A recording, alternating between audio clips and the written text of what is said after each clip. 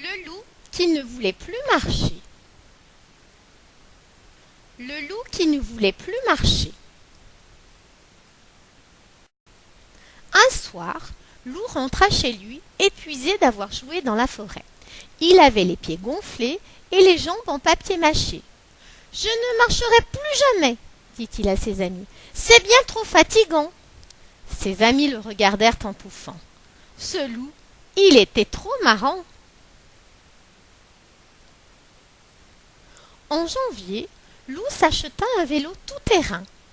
Quel bonheur de pédaler, museau au vent, sur les chemins et dans les champs. Quand la roue de son vélo creva, Loup fut bien ennuyé. Il ne savait pas comment la réparer. « De toute façon, du vélo, j'en ai assez, décida-t-il. En février, Loup partit au sport d'hiver avec ses amis. À peine arrivé, il chaussa sa paire de skis dernier cri et s'élança sur les pistes.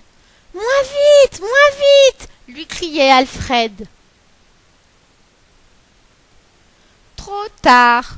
Au détour d'un chemin, Loup s'écrasa sur un grand pin. Fini la rigolade. Il avait une patte cassée et le museau en marmelade. En mars, Loup loua une petite automobile et il alla rendre visite à sa vieille tante Agapante. Agapante trouva la voiture épatante et Loup dut la promener toute la journée. Quand il rentra chez lui, il avait mal aux fesses et les jambes toutes bloquées. « La voiture, plus jamais !» grogna-t-il. « C'est une calamité !» En avril, Loup emprunta à Grenouille sa moto. Mais le casque sur ses oreilles et le blouson qui tenait chaud, pour lui, c'était trop. En mai, Louve, sa chérie, lui offrit une magnifique paire de patins à roulettes.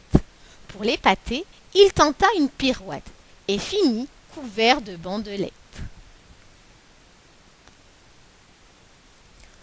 En juin, Loup trouva une paire de bottes de 7 lieues. Il les enfila. Le premier pas le mena de l'autre côté de la forêt, le second pas plus loin encore, là où il n'était jamais allé. « Enfin !» cria le loup enchanté. « J'ai trouvé chaussure à mon pied. » En criant, il réveilla 2 ogres qui se mirent à hurler. « C'est lui qui a volé les bottes! Attrapons-le pour le goûter !» Vite, Loup se déchaussa et disparut dans un terrier. En juillet, Loup s'acheta un billet de chemin de fer pour aller voir la mer. Hélas pour lui, des Indiens attaquèrent le train et il passa les plus mauvaises vacances de sa vie. En août, Loup emprunta le tracteur du fermier. Ce fut une grosse erreur. En septembre, Loup accepta de conduire le carrosse d'une princesse sans cocher. Bien mal lui en prit. Il faillit finir en bouillie quand le carrosse se changea en citrouille à minuit. En octobre, Loup fut invité au mariage de sa sœur Sarah Loup. Elle habitait au Canada, à des milliers de kilomètres d'ici. « Enfin, je vais prendre l'avion !» fit Loup tout excité. À peine décollé, l'avion fut pris dans une tempête terrible. Il tanguait, plongeait, se redressait. Les passagers étaient secoués comme des pommes dans un panier. Le voyage fut un enfer et jamais Loup n'oublia son baptême de l'air. Loup passa chez sa sœur quelques jours époustouflants. Il apprit à pêcher le saumon dans les torrents et se fit des amis absolument charmants. En novembre, quand il fallut rentrer, le bateau lui sembla le moyen de locomotion rêvé. Tranquille, relaxant, voilà enfin ce qu'il lui fallait. Mais c'était sans compter le mal de mer. Au moindre roulis, Loup sentait son cœur se mettre à l'envers.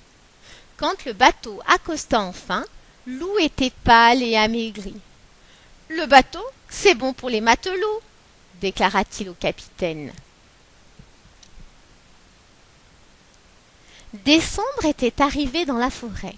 Loup marchait tranquillement quand un traîneau vint se poser à ses côtés. « Hé, l'ami !» fit une grosse voix. « Il se fait tard. Voulez-vous que je vous dépose quelque part ?» Loup leva les yeux vers le grand bonhomme rouge et il répondit. « C'est gentil, Père Noël, mais je vais marcher. Voyez-vous, les deux pattes par terre, c'est vraiment ce que je préfère. »